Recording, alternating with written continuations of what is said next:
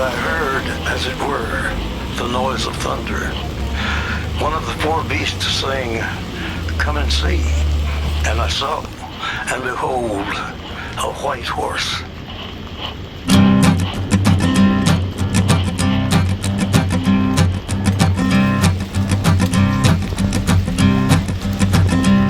There's a man going round taking names, and he decides who to free and who to blame. Everybody won't be treated all the same. There'll be a golden ladder reaching down when the man comes around. The hairs on your arm will stand up at the terror in each sip. And off we go. Chris, always a pleasure. Always. Yeah. And how are you doing today, sir? Not too bad. How about you? Yeah, pretty good, thank you. You might know a thing or two about the series, the brief premise, Sensei Diaries. You're a teacher in Japan, among other things. I know you're doing other things as well. Sure. And we kind of just talk about life because there's more to us than just being teachers. All right, good. So Chris, people know that you're a teacher now because that's the theme of the series, but what else can you tell us about yourself? Okay, so in addition to being a teacher, I'm a student myself, attending university at Temple University, Japan, studying communications. And communication specifically entailing what kind of communication? Is that between companies, between countries? So communications is a pretty broad major. Right. It covers a lot of things. It could be advertising, public relations, crisis management, or anything in between. A lot of it has to do with like media production. So video editing, sound editing, or even directing films. I'm less interested in that side of it. I'm more interested in the strategic communication, PR aspect of things. Communication is I always say it, I think it's the most powerful tool and it's the greatest gift that's been given to us, you know? Sure, and I mean, it's very much the business you're in and we're in. It really is, it really is. I think you can achieve anything with a mouth and a functioning mind, you know? And so yeah, the conflict resolution is obviously a big part of it. The persuasion is another part of it as well. Oh yeah. The educational training aspect of it is another thing as well. It just entails so many different things, and it's obviously part of what makes you a very effective teacher as well. You know, you're aware of there being a difference between clear communication and ambiguous communication, right? Sure, and I think one aspect of it that helps me in my job as an English teacher is I'm trying to learn Japanese. Yeah. So I kind of understand what the students are going through from the opposite perspective. Right. So when I explain something, I try to imagine the way I would like to have it explained to me. Yes. If a Japanese teacher was trying to explain a phrase to me, I wouldn't want a long dictionary definition. I would want 3 or 4 words, simple words that I already know, just to help me kind of nail down the concept. Yeah, exactly. And I completely relate to that, and I completely agree with you. The number one cardinal sin I've seen with so many English teachers is they'll explain the meaning of a word which a student wants to know, and they'll introduce 5-6 new words in that same explanation. And it's just, you couldn't find a better example of defeating the point. Hey, that's how you explain defeating the point, you know? Sure, and it's an easy thing to do. It is. On occasion, it happens to me. I'll give what I think is a simple 1 or 2 word explanation. They don't know those words and I either. see this face. I'm like, oh, well, do you know this word? Yes. And then in that case, rather than define the new word, I try to swap it out with another one that they're familiar with. Yeah, I definitely think like you're in a communications major and you're studying like the nuances of the finer art of conversation and communication. But, you know, if I do say so myself, I also think teaching English helps you to keep those tools sharp. Would you agree with that one? Oh, absolutely. Yeah. It's something you have to do every day, and you're applying it. Yeah. You're not reading an article about it or writing a paper. you have to actually make it work in the real world. There's theory and there's practice in any field, in any Sure. line of work, right? There's theory and there's practice. Yeah. But I also, if you hadn't told me about your history, and I already know about your history to some degree, you know what? I might have already guessed that you have a military background by the way you carry yourself, by the way you communicate with absolute clarity, by the way you make sharp eye contact. There's certain habits to me which would have led me to the conclusion, this fellow probably has a military background. So am I on the money with this one, Chris? Whenever I tell anyone I spent 5 years on active duty in the Marine Corps, no one's surprised. I usually get, yeah, that makes sense, or I can tell. And that doesn't surprise me either. Yeah, so tell me a little bit about your time in the Marine Corps, and let's say specifically focus on what you feel like you got from that that's going to stay with you for the rest of your life. And you are still technically a member of the military, is that correct? That's correct. So right now I'm a reservist. So the simplest way to explain that is I'm a Marine part-time. Right, okay. Next month I'll be going to Okinawa for about 5 weeks. And I'll be doing my job as a Marine full-time. And at the end of that 5 weeks, I'll fly back to Tokyo and go back to being a student. Right. So a lot of people who are watching this right now might be dying for me to ask you, in times of peace, well, not necessarily in times of peace because there's war going on in the world, but when you're not actually fighting on the front lines, what does a day in the life of a Marine Corps soldier entail?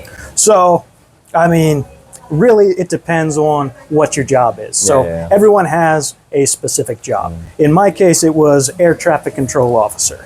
So my day-to-day work was going to the air station on Futenma.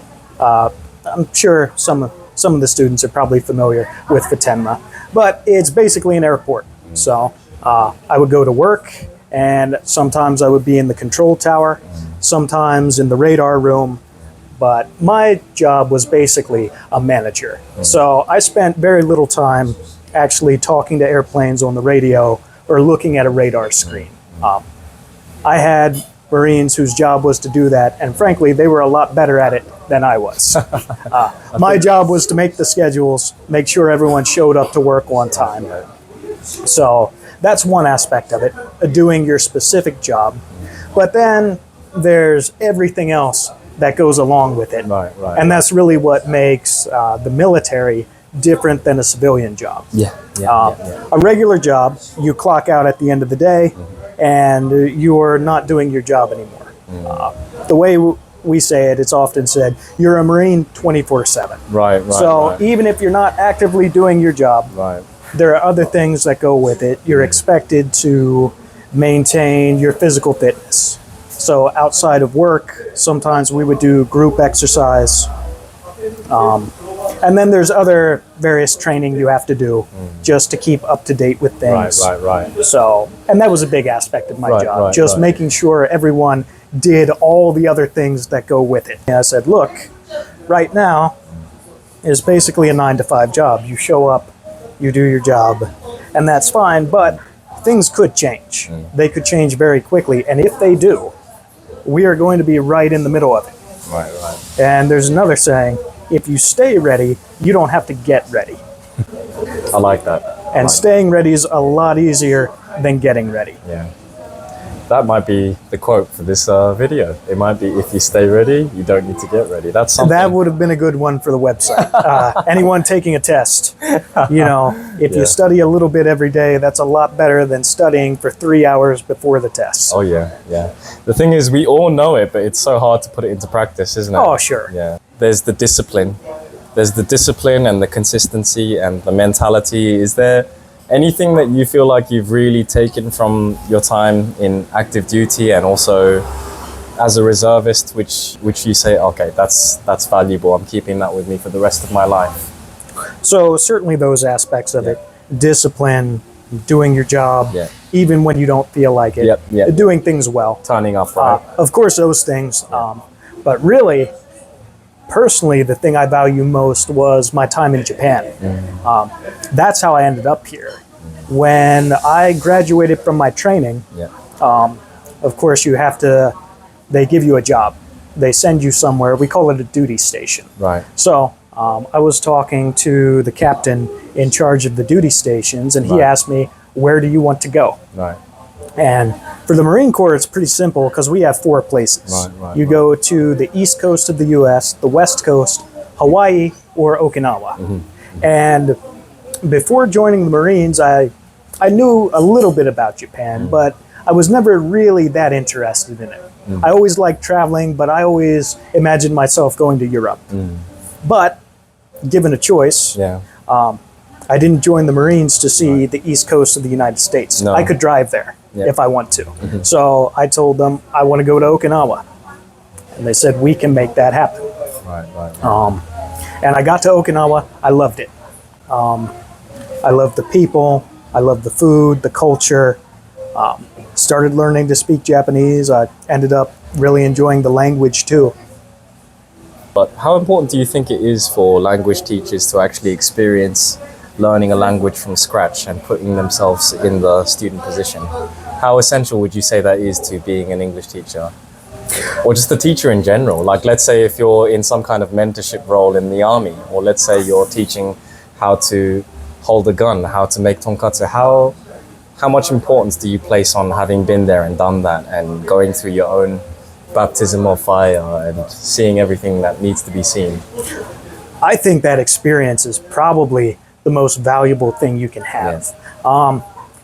Is it strictly necessary? I don't think so. Yes. I think Yes.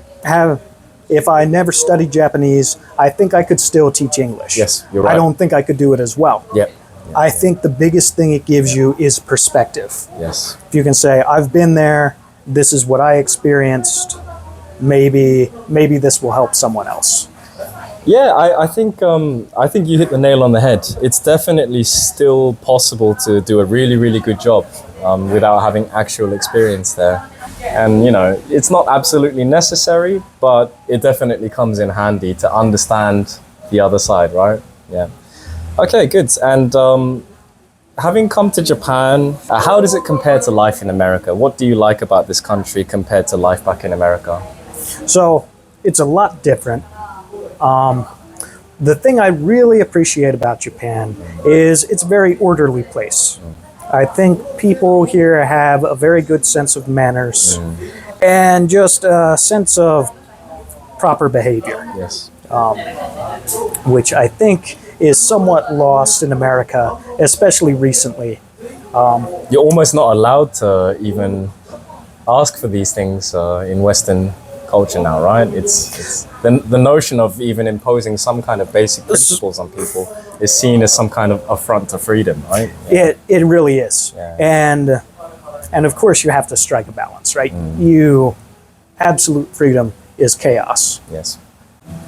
But of course too much conformity is tyranny. Yes. So you have to strike that balance. Yeah. And I think as a culture, Japan has done a very good job with that. The way I look at it, the Japanese Constitution guarantees essentially the same rights as the U.S. Constitution, but there's a much stronger sense of social responsibility in Japan, which means people are free to do certain things. There are things you can do, and you won't be arrested. You won't be arrested for talking on your phone in the subway. You won't be arrested for standing on the wrong side of the elevator. But people know not to do it. So what do you put that down to? Because, you know, obviously the easy answer is culture, but every country has a culture. Obviously in Japan, it's something beyond culture.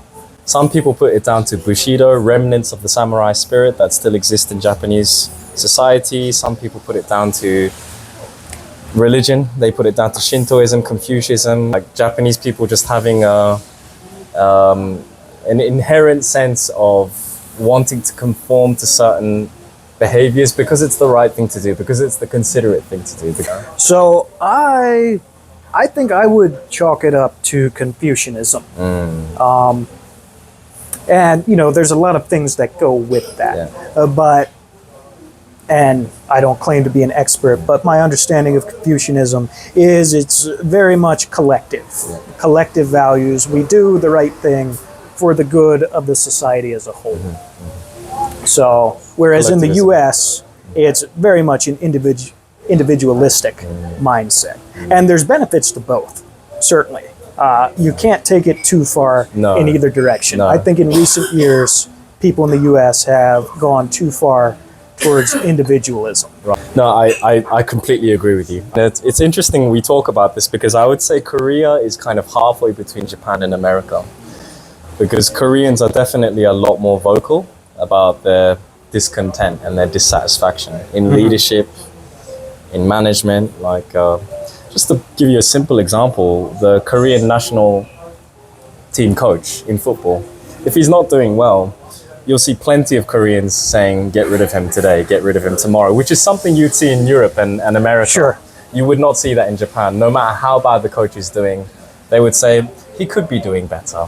Like, they would say something like this, you know? Yes. So Korea's somewhere in between, like, I would say America and Europe and Japan. And I would say, because you've chalked it up to religion, Confucianism, it's quite interesting because Korea actually has strong influences from Confucianism, but also from Catholicism and Christianity as well, you know? So, Yeah. and the reason why Yeah. I chalk it up to Confucianism is because you can see that common thread Yes. running through Japanese and Korean culture, Yes, and exactly. to a certain extent Chinese culture. Yes, So- yes, definitely. If you have that common thread, you have to identify it, and I would say it's Confucianism.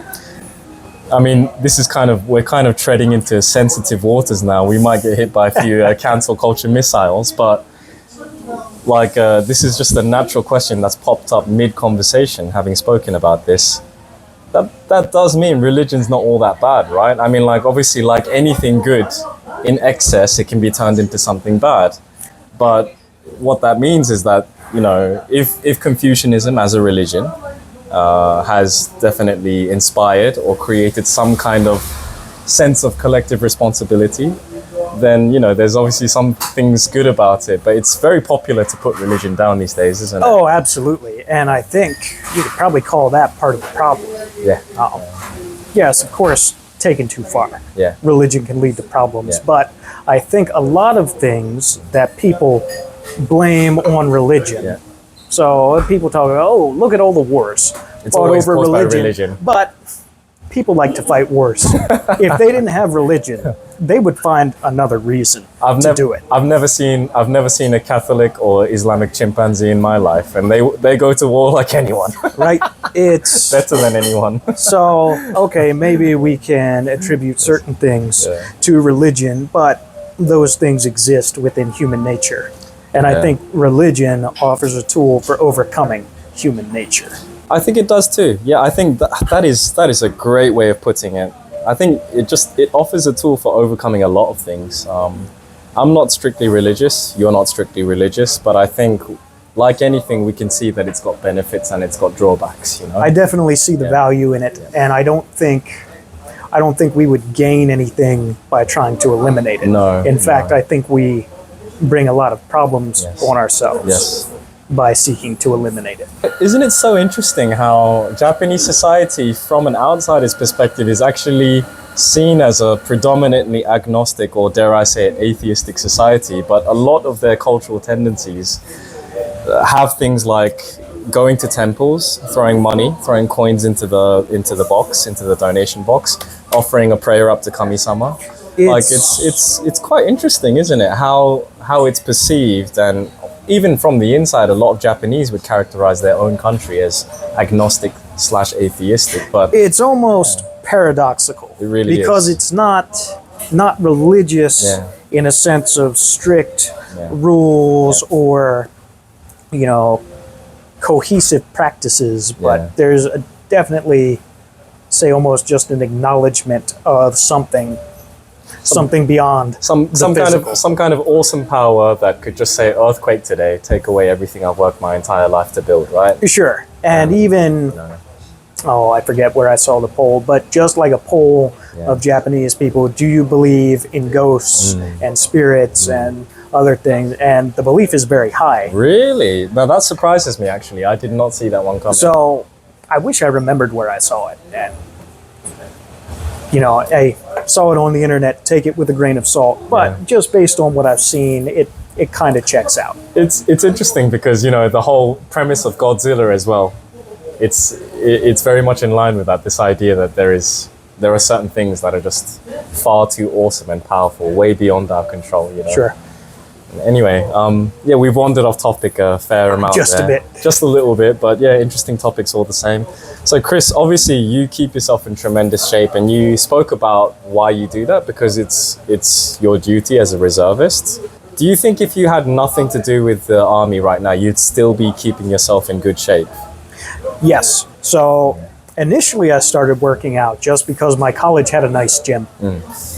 Saw the gym the one day, I'm like, oh, this is pretty nice. And it was free to go, so decided I'd give it a try. Ended up really enjoying it. Yeah. And the good thing about working out is once you gain a certain amount of muscle, you have to maintain it. Yeah. And having gained a certain amount of muscle, You don't want I to liked lose it it. now. And now I don't want to lose it. I'm kind of locked in to a course of action. Yeah. I've been pretty muscular for a long time. I enjoy it, and I don't want to stop doing that. So I guess I just have to keep on going to the gym. You have to say you have to thank your German genes, because a lot of people work out as hard as you do, but you know, this might sound slightly racist. Not all Caucasians are blessed with an aesthetics physique, even if they go to the gym regularly. Us Orientals, on the other hand, it's not hard to get toned. Genetics is a big part Yes. of it. And anyone who's into bodybuilding, they'll tell you genetics plays a role. Oh, it does. It does. Arnold Schwarzenegger, the man has amazing genetics. He wouldn't have accomplished what he did without a certain amount of, I guess, genetic luck. Of course. But Yeah. which is not to say he didn't work hard, because he did. You have to put in the work But it's too. amazing Yeah. what he achieved. It really is. It really is. And what do you think? Because again, we're getting quite deep here. This is what you and me tend to do whenever we meet, and we love it, you know. But Well, that's why we get along. That's why we get along. enjoy hanging out. exactly, yeah, we're old souls. So like in this day and age, I think a lot of people struggle with mental health, right? And it's quite interesting. You and me have had conversations about this before. Despite life being more convenient than it's ever been, despite there being more of an abundance of opportunities for success, for fame, for everything, people seem to be getting depressed more and more. And how much do you think basic things that we've discussed in this conversation, discipline, camaraderie, keeping yourself in shape, how much help can these basic things do to just keeping your mental health and preventing depression? And do you think we're just overthinking it? Not trying to put words in your mouth. No, I mean, I think it's immensely helpful. Yeah. I think the helpful aspect of it isn't necessarily what you do, but doing something, Yeah. devoting effort to it, Yeah. and telling yourself that it matters. Yes. Because, I mean, that's a whole other conversation. What matters, what doesn't. But, you know, to keep it simple, the things that matter are the things you say matter. And if you have nothing that matters, I mean, how could you not be depressed? If all you care about is waking up and meeting your basic needs for food and shelter and clothing, you're not going to have meaning in your life. How could you be happy or satisfied with it? I think you've got to have something more than that. Something that you care about, something that you devote time and effort to. And I think to a certain point, you have to be willing to make sacrifices to get it. Right. Something is only worth what you're willing to pay for it. So if you think something's important, you'll pursue it even when it's inconvenient for you. Yeah. I don't always want to go to the gym. There are days I don't want to go. I do it. A lot of that is, you know, the discipline that the Marine Corps taught me, but that's the price I pay for it. And at the end of the day, you earn some self-respect, right? Because you've done something unpleasant and you've kind of won over yourself. You've won over the impulse to take one too many days off and, you know, have these plans and actions in your head which you know you need to get done, but you put it off constantly. I can't remember ever Yeah. regretting going to the gym. No. I can remember so many times I said, I don't want to go to the gym today. And there were times where discipline failed and I didn't go to the gym.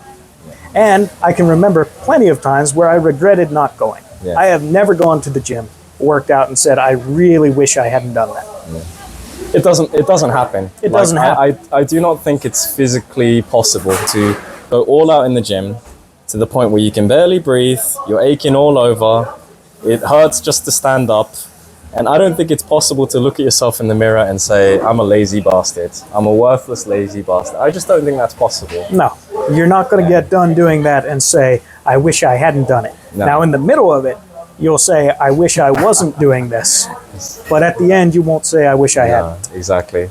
Just to recap what we've been discussing, the importance of turning up, and that's in line with discipline, the camaraderie, the idea of having some kind of purpose, having something in your mind which you know is important for you, and acting upon it, and having some respect for yourself after that. These are all very serious topics, Chris. What do you get up to in your spare time to just unwind, you know, and Sure. to just blow off steam? I enjoy living in Tokyo. Yeah. There's always something to do. Yep, yep, I'm yep. always happy to find Yeah, a new restaurant yeah. or a new bar. Yeah. Sometimes I just walk around, I'll find a bar, I'll talk to people, I Yeah. enjoy that. Yeah, that's how we met each other. That's how we met, yeah. And in the winter, I love skiing. It's Yeah. my favorite thing in the world to do. Yeah, yeah. Really looking forward to this winter. Yeah. It's getting close. I'm surprised how fast this year went. It's going to swing around before we know it, for sure. But that's where I'll be. I'll be out in Nagano. If I can make it up to Hokkaido, I'd love to do that. But yeah. Good stuff. And yeah, so bars, skiing, gym. Yeah, that's a good life. Sounds like a good life. it's a good life. Yeah. I have no complaints. Do you see yourself staying in Japan long term? I would love to. Yeah. That's the goal. Yeah. So Well, Chris, thank you for your time today. That was an absolutely fascinating conversation, but it always is when we meet, isn't it? Yeah. always a pleasure. Thank you very much, Chris. Thank you very much. And I heard, as it were, the noise of thunder. One of the four beasts saying, Come and see. And I saw, and behold, a white horse. For me, that guy would try to kill you and bang your wife. Yes, he would. He would, and he would hold my son and say, "I'm your daddy now." Yes. Is that what you want? Oh my God. He would be your most dangerous Right, enemy. okay, so this is on the assumption that my clone would be 100% obedient and subservient, which is unlikely, right? Unlikely. And he would know all your weaknesses and fears. He would drown you. Oh, When the man comes around, the hairs on your arm will stand up at the terror in each sip and in each sup. Will you partake of that last offered cup, or disappear into the potter's ground? When the man comes around.